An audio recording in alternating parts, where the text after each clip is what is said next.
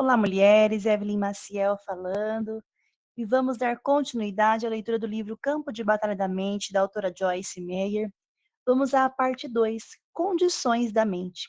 Introdução. Nós, porém, temos a mente de Cristo, o Messias, e certamente possuímos os pensamentos, sentimentos e propósitos do seu coração.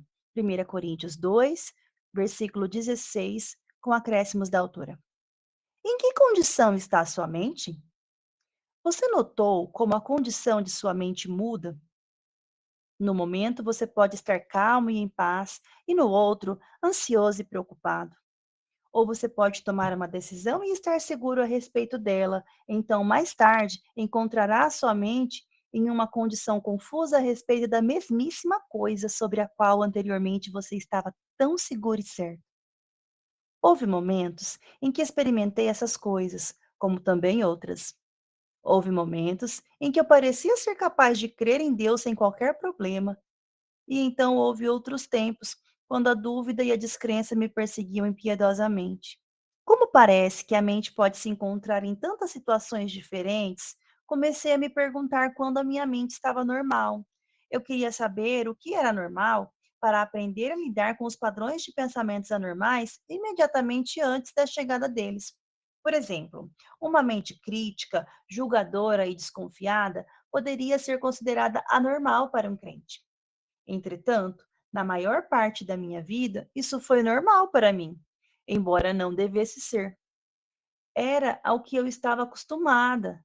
E ainda que minha forma de pensar fosse muito errada e estivesse me causando muitos problemas, eu não sabia que havia alguma coisa errada com o que eu estava pensando. Eu não sabia que eu poderia fazer alguma coisa sobre os meus pensamentos. Eu era uma crente e tinha sido por anos, mas não tive qualquer ensinamento sobre minha forma de pensar ou sobre a condição adequada em que a mente do cristão deveria estar. Nossa mente não nasce de novo com a experiência do novo nascimento. Ela tem de ser renovada, conforme Romanos 12, 2. Como já disse muitas vezes, a renovação da mente é um processo que demanda tempo. Não se sinta frustrado, mesmo que você leia a próxima parte deste livro e descubra que, na maior parte do tempo, sua mente está em um estado que é anormal para alguém que proclama Cristo como Salvador. Reconhecer o problema é o primeiro passo em direção à recuperação. No meu caso, comecei a ficar mais séria a respeito do meu relacionamento com o Senhor muitos anos atrás. E foi naquela época que ele começou a me revelar que muitos dos meus problemas estavam enraizados em pensamentos errados. Minha mente era uma bagunça. Tenho dúvida se ela alguma vez esteve na condição em que deveria ter estado. E se esteve, não foi por muito tempo. Eu me senti oprimida quando comecei a ver quão viciada estava em pensamentos errados. Eu tentava expulsar os pensamentos errados que vinham à minha mente e eles voltavam imediatamente. Mas pouco a pouco, a liberdade e a libertação vieram. Satanás lutará agressivamente contra a renovação da mente, mas é vital que você persista e continue a orar e a estudar nessa área até que você ganhe uma vitória mensurável. Quando a mente está normal? Espera-se que ela vagueie por toda parte ou você deveria ser capaz de mantê-la focalizada no que está fazendo?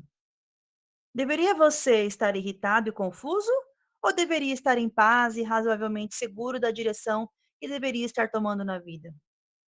Deveria sua mente ser cheia de dúvidas e descrenças? Deveria você ser ansioso e preocupado, atormentado pelo medo? Ou é o privilégio do Filho de Deus lançar todo o seu cuidado sobre ele? 1 Pedro 5:7. A palavra de Deus nos ensina que temos a mente de Cristo. Como você pensa que era a mente dele quando ele viveu na terra? Não apenas como filho de Deus, mas também como filho do homem.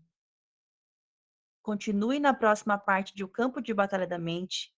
Creio que isso abrirá os seus olhos para as formas de pensar normais e anormais, para aquele que é discípulo de Jesus e se determinou a andar em vitória.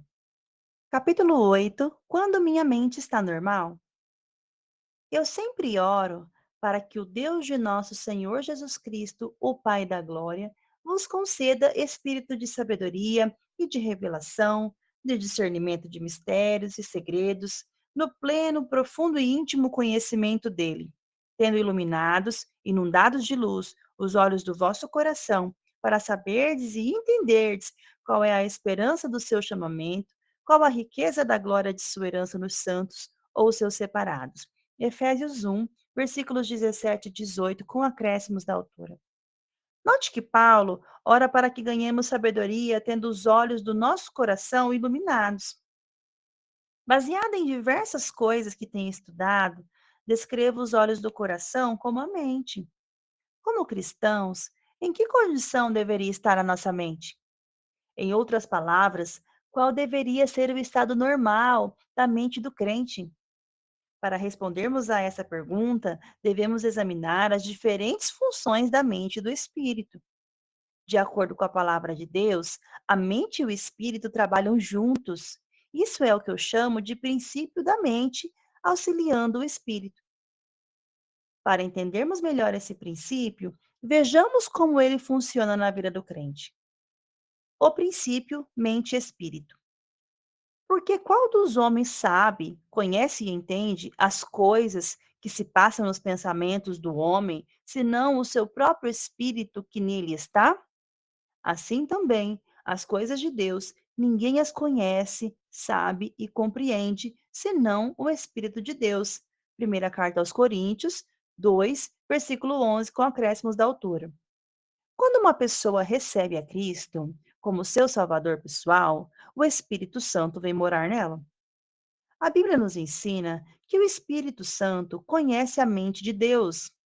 Da mesma maneira que apenas o próprio Espírito dentro de uma pessoa é o único que conhece os seus pensamentos, o Espírito de Deus é o único que conhece a mente de Deus. Uma vez que o Espírito Santo habita em nós e uma vez que ele conhece a mente de Deus, um dos seus propósitos é nos dar a conhecer a sabedoria e revelação de Deus.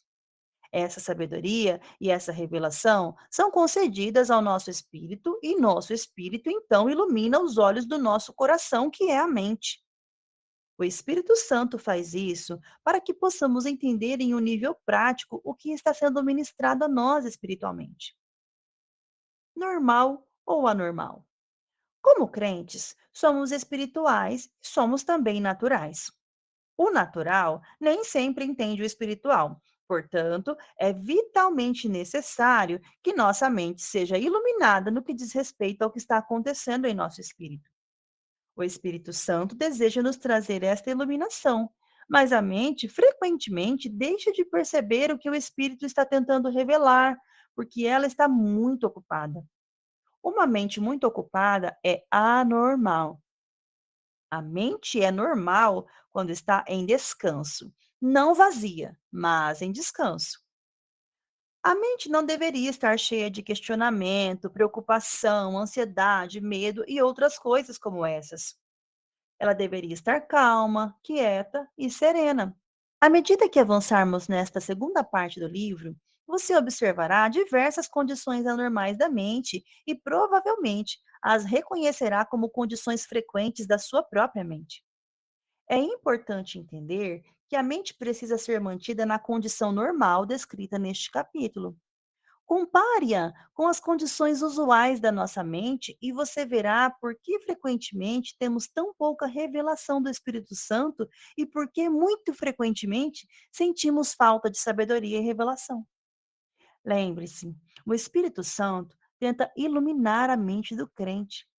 O Espírito Santo dá a informação de Deus ao espírito da pessoa. E se o espírito e a mente estiverem se auxiliando mutuamente, então eles poderão andar em sabedoria e revelação. Mas se a sua mente estiver muito ocupada, ela perderá o que o Senhor está tentando revelar-lhe por meio do seu espírito. O sussurro tranquilo e suave. Disse-lhe Deus: Sai e põe-te neste monte perante o Senhor. Eis que passava o Senhor, e um grande e forte vento fendia os montes e despedaçava as penhas diante do Senhor. Porém, o Senhor não estava no vento. Depois do vento, um terremoto. Mas o Senhor não estava no terremoto. Depois do terremoto, um fogo, mas o Senhor não estava no fogo. E depois do fogo, um cício tranquilo e suave. 1 Reis 19, 11 e 12. Por anos orei pedindo a Deus para me revelar coisas por meio do seu Espírito que vivia em mim. Eu sabia que esse pedido era bíblico. Eu confiava na palavra e me sentia segura de que deveria pedir e receber. Apesar disso, na maior parte do tempo, sentia-me uma ignorante espiritual. Então, aprendi que não estava recebendo muito do que o Espírito Santo desejava me revelar, simplesmente porque minha mente estava tão frenética e ocupada que eu estava perdendo a informação que me estava sendo oferecida. Imagine duas pessoas juntas em uma sala, uma tentando cochichar um segredo para a outra. Se a sala estiver cheia de ruídos altos, embora a mensagem esteja sendo transmitida, aquela que está esperando pela informação secreta a perderá, simplesmente porque a sala está tão barulhenta que ela não pode ouvir. A menos que ela esteja prestando muita atenção, ela pode até nem mesmo perceber que alguém esteja ali falando. A comunicação entre o Espírito de Deus e o nosso espírito se dá dessa forma. Os modos do Espírito Santo são gentis. Na maioria das vezes, ele fala conosco como o fez com o profeta nesta passagem, em um sício tranquilo e suave. Portanto, é vital que aprendamos a nos manter em uma condição propícia para ouvir o Espírito e a mente. Que farei, pois? Orarei com o Espírito por meio do Espírito Santo que está dentro de mim, mas também orarei inteligentemente com a mente e o meu entendimento. 1 Coríntios 14, 15, com acréscimos da autora. Talvez a melhor forma de entender este princípio da mente auxiliando o espírito seja pensar sobre a oração. Nesse verso, o apóstolo Paulo disse que ele orava ambos com o seu espírito e com sua mente. Entendo o que Paulo está dizendo, porque faço a mesma coisa. Frequentemente, oro no espírito, em língua desconhecida. Depois de ter orado assim por algum tempo, frequentemente alguma coisa virá à minha mente para orar em inglês, minha própria língua. Creio que dessa forma a mente auxilia o espírito. Elas trabalham juntas para obter o conhecimento e a sabedoria de Deus para mim de uma forma que eu possa entender. Isso também funciona na outra direção. Há momentos em que quero orar, então me coloco à disposição de Deus para a oração. Se não há qualquer atividade em particular no meu espírito, simplesmente começo a orar na minha mente. Oro sobre os assuntos e as situações a respeito dos quais tenho conhecimento.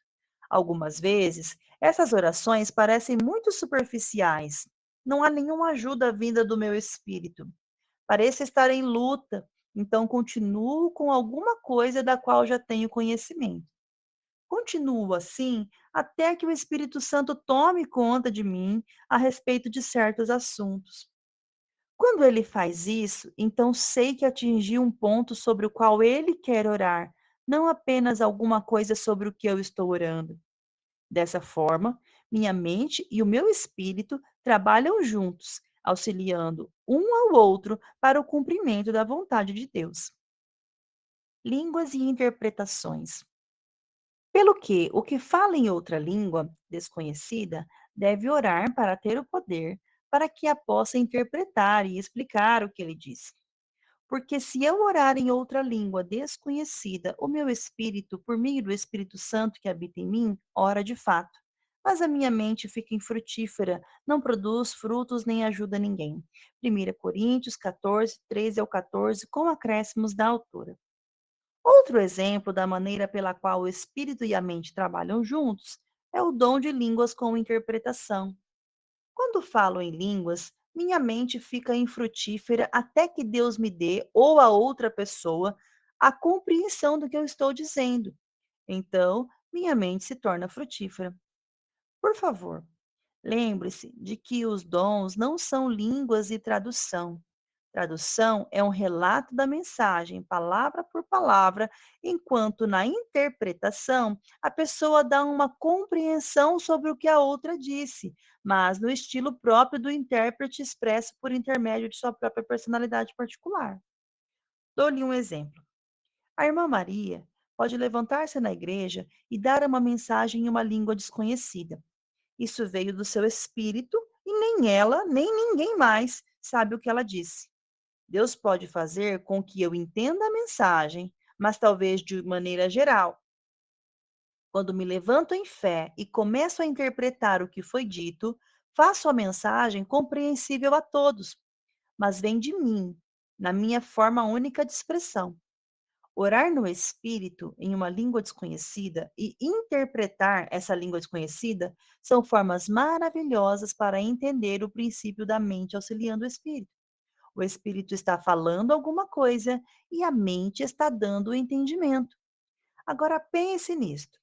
Se a irmã Maria falar em uma língua desconhecida e Deus estiver procurando alguém para trazer a interpretação, ela terá de me deixar de lado se a minha mente estiver em atividade frenética e ocupada para ouvir. Ainda que ele tente me dar a interpretação, não a receberei. Quando eu era jovem na fé e estava aprendendo sobre os dons espirituais, orava quase que exclusivamente em línguas. Depois de um tempo razoável, comecei a me sentir entediada com a minha vida de oração. Quando conversei com o Senhor sobre isso, ele me fez saber que eu estava entediada porque não tinha compreensão daquilo sobre o que estava orando.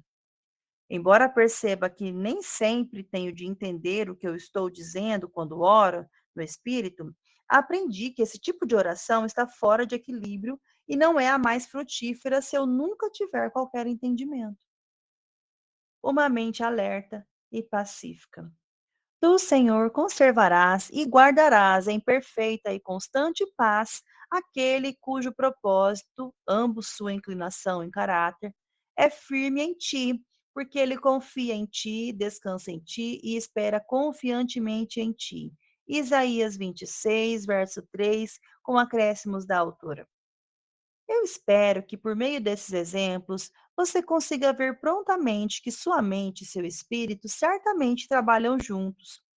Portanto, é da mais alta importância que sua mente seja mantida em uma condição normal. Caso contrário, ela não pode auxiliar seu espírito. Satanás com certeza conhece esse fato. Então ele ataca sua mente, deflagrando uma guerra contra você no campo de batalha da sua mente. Ele quer sobrecarregar e extenuar sua mente, enchendo-a com todo tipo de pensamentos errados, para que ela não esteja livre e disponível ao Espírito Santo, trabalhando por intermédio do seu próprio espírito humano. A mente deveria ser mantida em paz. Como nos diz o profeta Isaías, quando a mente está nas coisas certas, ela estará descansada. Ainda assim, a mente deveria estar alerta. Isso se torna impossível quando ela está sobrecarregada com coisas que ela nunca pretendeu carregar. Pense nisto. Quanto tempo sua mente está normal? E assim nós finalizamos a leitura deste capítulo. Que você possa ter sido abençoada com esta leitura, que você faça uma reflexão sobre a situação da sua mente, se está normal, se está anormal. Se Deus tem espaço para trabalhar através da sua mente, se você está com seu coração apto, a sua mente apta para ouvir aquilo que o Espírito está dizendo. Deus te abençoe e até o próximo capítulo.